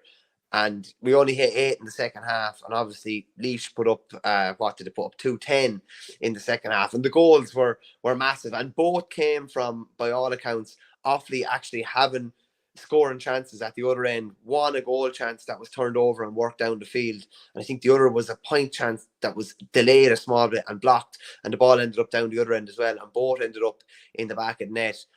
I told you how crucial this game is, and like we're on the back foot big time, but the fact that Westmeath were beaten on home soil means Offaly Westmeath next weekend in Tullamore is like that's season defining for both teams. Winner has a chance, if they win the rest of their games, of getting back to the final. Loser is essentially gone because, well, you'd imagine they're essentially gone because 6 points just won't cut it at the end, and you're going to need Kerry to be beaten. Or you're going to need to, Offaly, you're going to need to beat Kerry, and Laois are going to need to beat them. You're going to have to rely on all sorts of convoluted stuff to get back to a final. So, that's an All-Ireland final for both teams next weekend. What does it say about Kerry that they can beat a team that, like Westmeath team that beat Westmeath or Wexford in the championship last year? Like, that is an incredible achievement. As well as that, Shane Conway is missing for the whole McDonagh Cup campaign. We probably insulted them a small bit, and I probably did last week, and I just said, listen, Shane Conway's out for Joe McDonagh. Kerry are going to really, really struggle. I think Maurice O'Connor was put up the go to 110. Mackesy had 4, 2 of those were frees. Mackesy was brilliant by all accounts again, and Loughlin Gales are getting a fair player there coming in, having only lost the All-Ireland Club final earlier on this year. It's a disaster for Westmeath, really, isn't it? Like, that's a really disappointing result. Oh, really disappointing, and they're going to Tullamore now this weekend with their season on the line, and it's the only pity, as we mentioned earlier on the show, is that this is, because of the way the fixtures were made, it was so far off Broadway yesterday. People only started digesting it around 6 or 7 o'clock, because there was so much else kind of going on. These games should have been front and centre on Saturday. Down and Meath was played on Saturday. That's a big win for Down, and by all accounts, the scoreline doesn't do justice to just how one-sided it was. And if there's to be a surprise, they've put themselves in with a good shout of doing it, and potentially Kerry now as well. But Down will quietly fancy their chances of getting points off Westmeath and Offaly in this campaign. So Leisure put themselves in a good spot. Offaly and Westmeath are in a horrible spot, and Kerry and Down are tipping away and will fancy their chances of ruffling more feathers as the competition unfolds. Yeah, Pádraig O'Hanrahan did much of the scoring for Meath. 17 points, 15 of those are from frees. On the other side, with Down, Tim Prenter hit 2-1, I should say. Dahi Sands won 3, Paul Sheehan 5, Pierce Oak McCrickard 3, and several other players pitched in also. So fantastic win for them to open up their Joe McDonagh season. Christy Ring then, Kildare had a heavy win over Wicklow, 327-14. Derry soft Tyrone, that was 226. 13 points, and London's 426 was way too much for Sligo. I'll just read through the rest of them as well in the other tiers, and then you can come back to any game you want. Nicky Rackard, Roscommon went to Monaghan and won 4-17-16. Donegal had 7 points to spare over Mayo. Louth lost by a point at home to Armagh, and then the Laurie Mar, Warwickshire 221, Longford 216. Fermanagh 5-12, Cavan 3-18, so that's a draw. And then Lancashire 120, Leitrim 225. Yeah, some kind of mad results there. I know Wicklow have been down players, but they wouldn't have been expected to ship that type of defeat to Kildare. Kildare 327, Wicklow 14. Big win for London against Sligo. Like, Sligo were only beaten a couple of points by Mayo in the 3A final. And I know London played a higher division than them, but that was still a bit surprising. And one down the divisions. Warwickshire, who now have Jordan Conway, I think, that plays with Kerry, beat Longford, who now have Keane Darcy playing centre forward. I saw that, from Kilwan McDonagh. Yeah, and they seem to have a heap of Westmeath fellas as well. Yeah. There's 2 or 3 lads from Castle Pollard and a couple of lads from Ringtown as well. And I saw a couple of Longford kind of locals and kind of some of the Longford hurling faithful weren't particularly happy with that, but there seemed to be a massive influx of overseas players in the Longford hurling market. Ray Goulburn asks, trivia question for you. Which side leads the Kilkenny versus Tipperary Championship rivalry? No 28 games played. I would imagine it's Tip by some distance, because in the All-Ireland finals, I think if you boil it down, Tip are like a ratio of 2-1 in terms of victories there. It's Tip, like it's 100% Tip is the answer. So Raymond, you might give us the actual number. Even despite the fact that like they beat you in 11, 12, 13, 9. 14, 9. 02, 03. Okay. The last couple of times you've met, am I right in saying it was just the 16 and 19 All-Ireland finals the last couple of times you've met? Who won those? Yeah, no, true. Yeah, I'd imagine this is a source of great pride. So I'd be very, very surprised if you're wrong. So I will go with Tip on that basis. Raymond says Tip lead 15-12. There's been one draw at the 14 final. Okay. Yeah, and I presume one draw as well. Yeah, of course. So then I think that's pretty much it on the hurling side of things, isn't it? Yeah, Tip lead 12-8 in finals. Okay, there's probably a couple of other bits and pieces that we missed throughout the 2 games, but like what a way to kick off the hurling championship this weekend. Like, it couldn't have really started much better, to be honest with you. The only way it would have been any better is if the games were spread out and we were allowed to enjoy them a bit more. Yeah, and if Offaly won, I suppose, from your point of view. Well, yeah, I know, but I tried to take the Offaly hat off when we're talking about these things, because you're supposed to be neutral where possible, despite the fact that you're the most bite-stiff commentator I've ever seen in my life. I don't know what you're talking about. Hey, was it the Derry Donegal game you were saying that you watched over the weekend? And yeah, I mean, like, how have Donegal, and obviously Jim McGuinness is the answer, but they've gone from such also-rans to a team now in an Ulster final? Yeah, listen, you've been involved in setups, and without naming names, as I have, that were not good.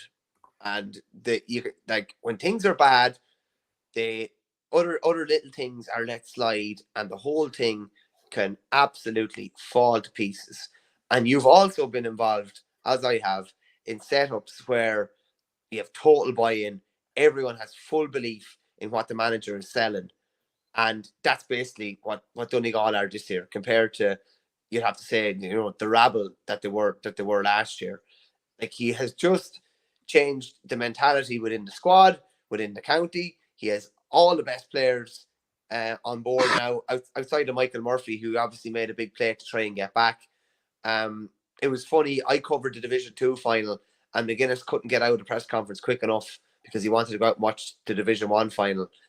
And he obviously saw enough evidence to go after a few bits and pieces the other night. And Oran Lynch was obviously one of the aspects that they went after, and they absolutely made hay in that respect. Cian, how good were Donegal against Derry? Very good, yeah. You have to give them credit. Like, I know we'll probably talk about Oran Lynch and that and the system kind of failure, but you definitely have to give Donegal credit because they found a weakness and went after it. And I think, like, with Jim McGuinness coming in, a lot of people would have expected maybe defensive football. But if you actually look at Donegal's 15 on paper, like their team selection, like outside of Brendan McCool and Mark Curran, every other player on their team, their strength is going forward. Like Peadar Morgan, Shane O'Donnell, Caelan McGonigal, these are all players with like 4, 5 and 6 on their back, but their biggest strength is going forward. So they're almost set up to kill you on the counter-attack.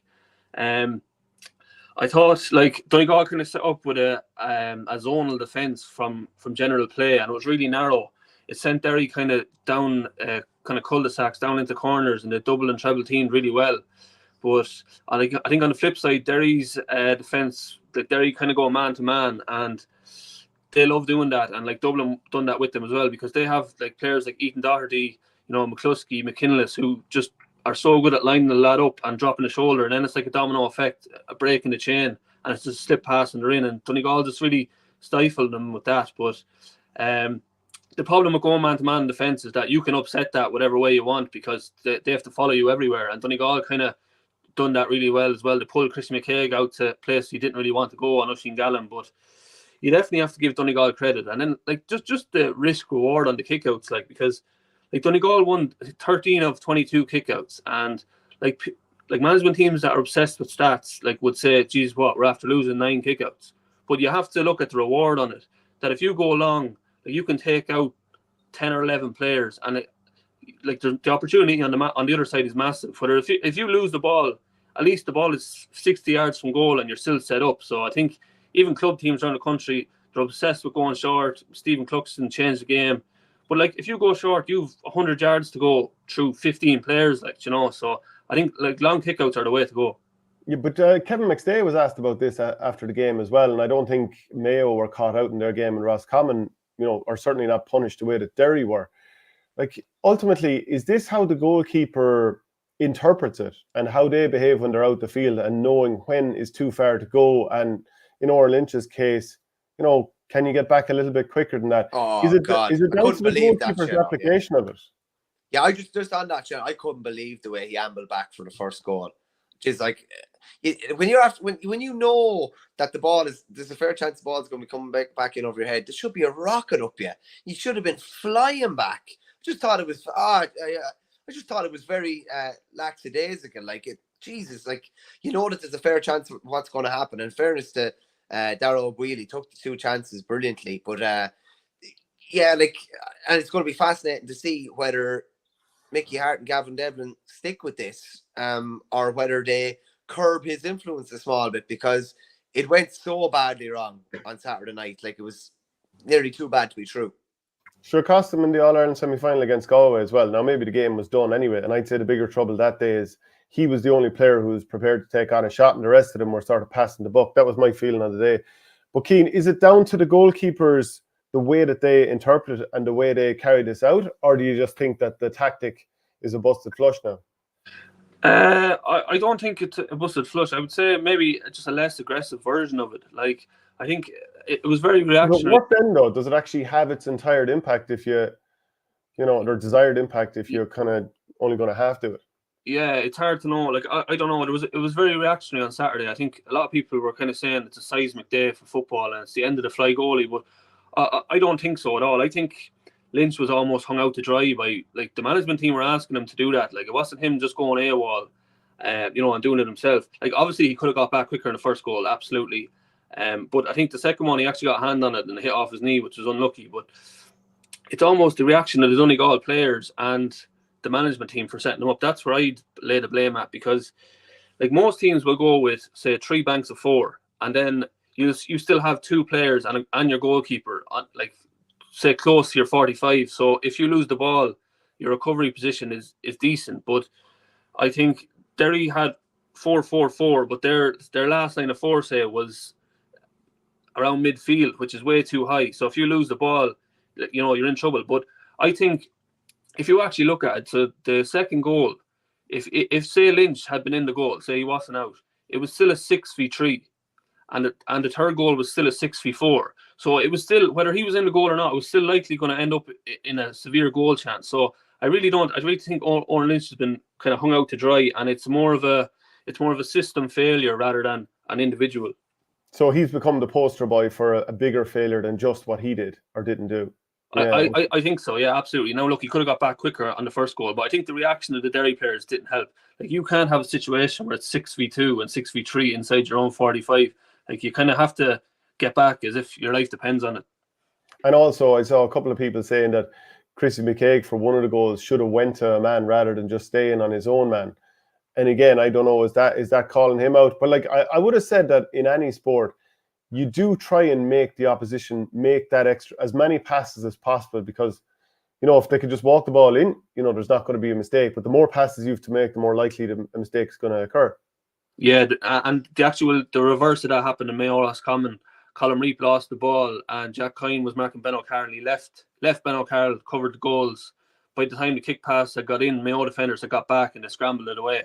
So it's exactly that. But yeah, I don't know. I suppose Chrissy McKaigue prides himself on his man not scoring, and he got a job to do. But the ball's going in past you, and you're standing there watching Gallen. Like, I mean, hindsight is probably a good thing. But I don't know. Did Derry underestimate Donegal? Like, just prior to the game, like I think they were going in there back-to-back Ulster champions, just won the league, had beaten Kerry, beaten Dublin, beaten all the big teams, were at home.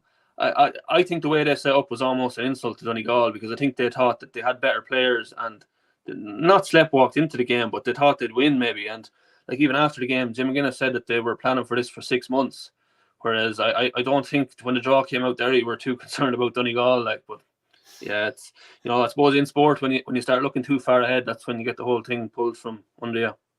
So we're actually going to be robbed of watching Mickey Hart against his native county in the Ulster final, because that would have been quite something. Tyrone needed extra time with the big Cavan, 123-316.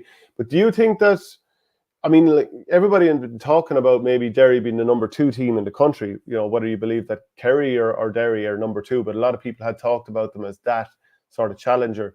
Do you see them being able to come back through the back door? I mean, everyone has to go through the group stages in the All-Ireland series anyway. Yeah, no, I wouldn't be writing off Derry at all. Like, you're almost wondering, like, at some stage down the line, is this going to be like the day that made them, and that they all reference if they go on to do something big? Because, like, I mean, they were going to have to come through 2 more tough games and then all start at the same position that Dublin and Kerry are in the All-Ireland series anyway. Like, is it a good thing in hindsight that it didn't happen now, or sorry, that it happened now and it didn't happen in Croke Park, in a semi-final or final? Because, like, there's no way that can happen again. Like, Mickey Hart and Gavin Devlin, like, when they look at that, like, will Derry concede 4 goals in a game this year? I would say it's highly unlikely, like, but look, it's hard to know. I mean, everyone's telling them they're All-Ireland contenders. They only have Dublin in the way, and then they kind of get brought back down to earth. But look, they'll have to go away, lick their wounds, and come back. They're going to be a 3rd seed now in the All-Ireland series, so it's likely they're going to be in a group with Dublin or Kerry maybe. So, they're going to have to be glorious, wouldn't it? Yeah, unreal. Yeah, especially. Yeah.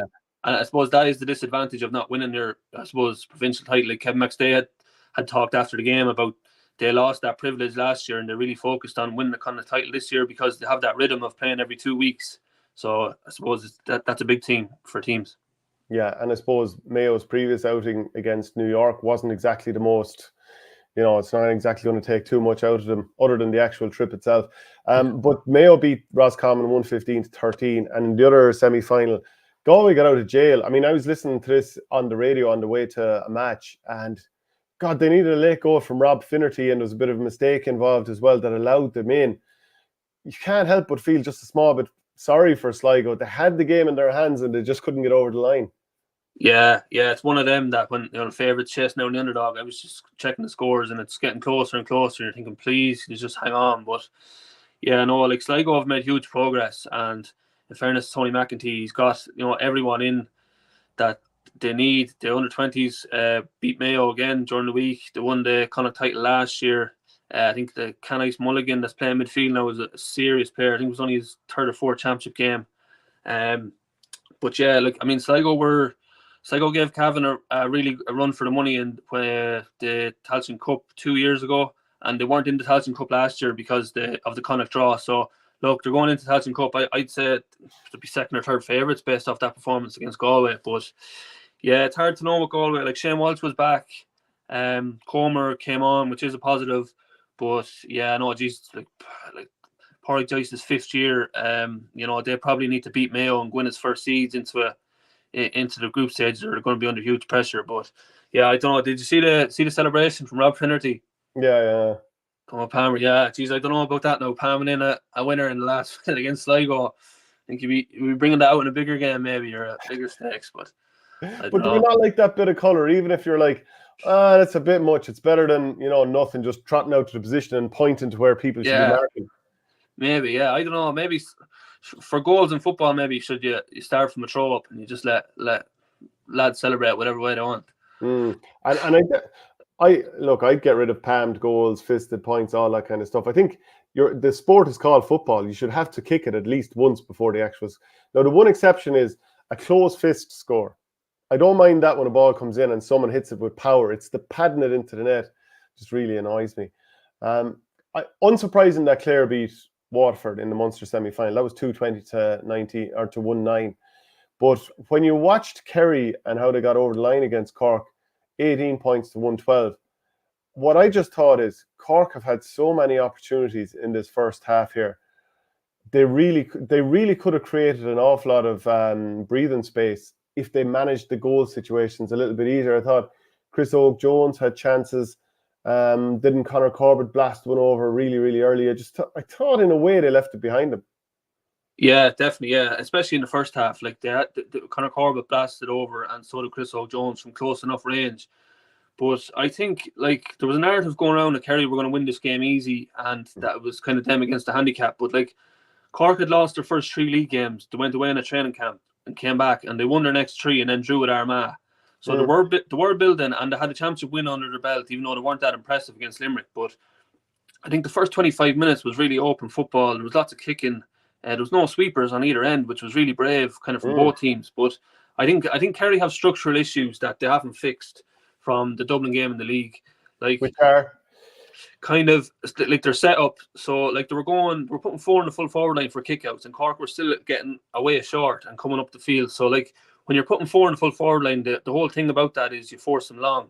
And I think Tadhg Morley actually even referenced it in his interview. He was saying that Cork were cutting through them too easy, and he was marking Brian Hurley in 30 or 40 yards of space, and there's not much you can do when that's happening. Sean Powter, Matty Taylor, Ian Maguire were just cutting through them in the first half. And I think Kerry actually after about 25 minutes dropped off the kickouts and were a bit more compact and harder to come through, and that was kind of the winning of the game for them. But I don't know, like Cork had 1-7 on the board after 25 minutes and 5 points for the rest of the game. Like their fitness levels, that's what it looked like for me when I was watching the game. It's like Cork looked dead on their feet here. Like they can't get out, they can't press the ball. But John Cleary in his interview after the game, he was adamant that it wasn't anything got to do with conditioning or fitness. He was saying it was a tactical thing, but I don't know. Kerry kept the ball for 5 minutes at the towards the end. 66 consecutive passes, only 1 kick. Kept the ball for 5 minutes, and Cork just couldn't get near it. So that's another thing that I actually think it's too easy to keep the ball in Gaelic football just in general. Like you can say press up and go man to man, but we talked about doing stupid running. Like, I mean, it's so hard to get out and try get, like, they couldn't even get a foul on. And like, I think you'd say is like, oh, press up and go man to man, but it's never man to man when the goalkeeper's there, because you can just shovel it back to him and then someone else comes out. Like, unless you bring your goalkeeper out the corner back and push everyone up one, it's never man to man. But so like with the kick out, you can't go directly back to the goalkeeper, so you are rewarded there. So therefore, is the logical extension that the goalkeeper can no longer receive possession. And like, we do like seeing goalies go up the pitch and score and stuff like that. So maybe it could be as simple as within your own half, a goalkeeper that they can't actually get possession within their own half. But feel free to make a burst up and join the attack. Yeah, absolutely. Yeah, but it's too easy just to keep shoveling it back to the goalkeeper, and it encourages teams not to press because they know it's going back anyways. And like a lot was made of Roscommon when they kept the ball for 6 minutes against Dublin last year. They were getting hammered for that. Like, and there hasn't been anywhere near the same reaction to that Kerry piece of play. Maybe it was on GA Go. Maybe a lot of people didn't see it, but that was just as bad. But I wanted to make a point to you then about Paddy Clifford missed a goal chance in the first half that I was shocked to see him missing. And look, still excellent player, as is obviously his brother David. But the times that he spilled the ball, remember he was soloing through at one stage and sort of took a tumble and lost the ball. And obviously you would hugely credit his marker. But again, it's just strange to see that this isn't the first time in the last year or so where we've seen it not work out for him. Yeah, I was just going to go on to him. Yeah, like it was a lot of uncharacteristic errors, and that one where he was soloing, like there was a lot of sand on the pitch, but he bounced it, and the bounce kind of hit him in the chest. It's like he wasn't expecting it, and he spilled it. And there was another one where he was 1-on-1 with O'Mahony, and his solo was too high, and O'Mahony just got it.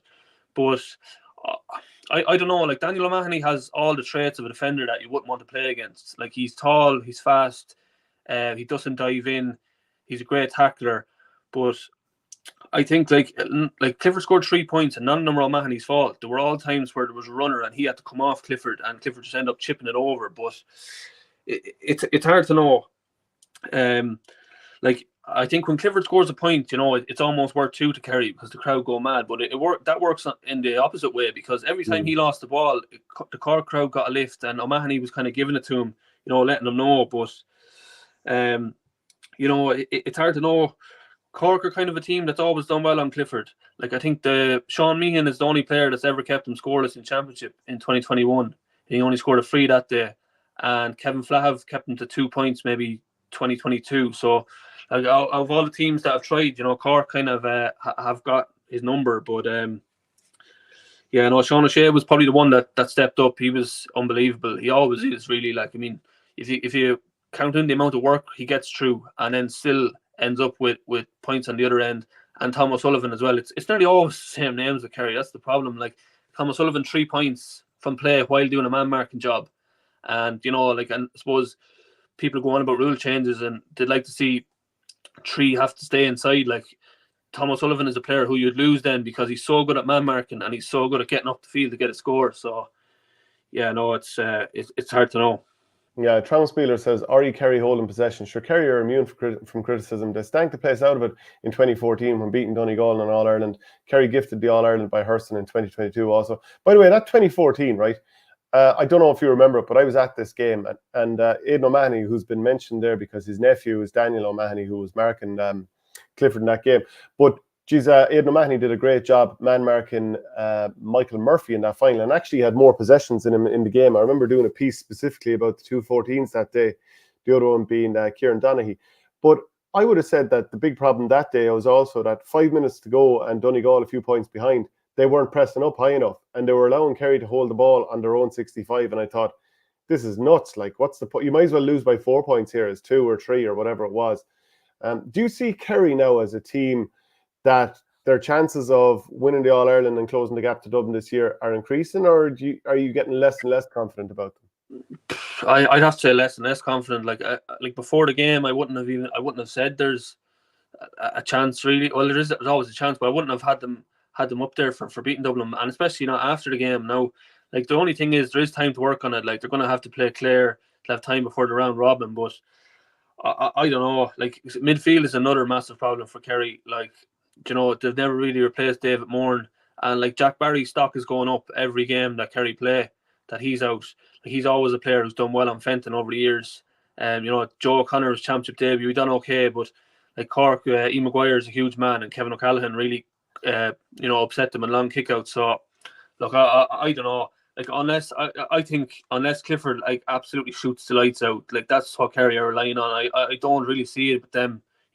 As an all-round team, especially Jason Foley out as well. Like, Tyke Morley had to go back and mark Brian Hurley, which he's not used to, and Hurley scored 4 from play and a few frees as well.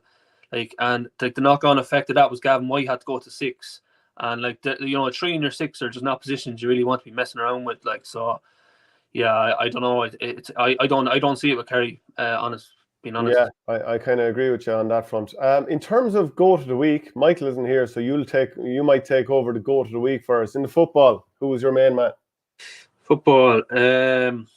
Geez, actually just touching on my old boys. Tommy Connery and Aidan O'Shea, they must have been listening there last week. They got a few messages about that. This punditry crack isn't for everyone, is it? You're always upsetting someone. But yeah. You just have to learn to accept it. I mean, the alternative is to be one of these pundits who plays it safe and says nothing ever, and just be one of these bland people. Whereas, like, if you see something, you got to call it. And to be fair, if players find a way to respond or management find a way to respond and deliver a good performance, it's fair enough. But that doesn't change what we saw previously. Yeah, absolutely. Yeah, no, I still stand by it. Like they outscored their previous 8 games in 1 game. So look, we need to see more of it over the summer. But go of the week. Who will we go for? Ryan McHugh, I'd say. Roll back the years there. Unbelievable performance. He probably didn't get the goals, but his pace and his counter-attacking was getting shades at 2014. So yeah, Ryan McHugh. Maybe I'd put Rory Canavan in the mix there as well.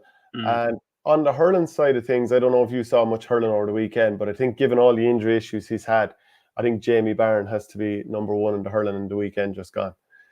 So yeah, absolutely. Yeah, no, I had the Cork game on the laptop. I probably would have preferred to be watching it, to be honest. But yeah, no, I said I'd stay loyal to the pod.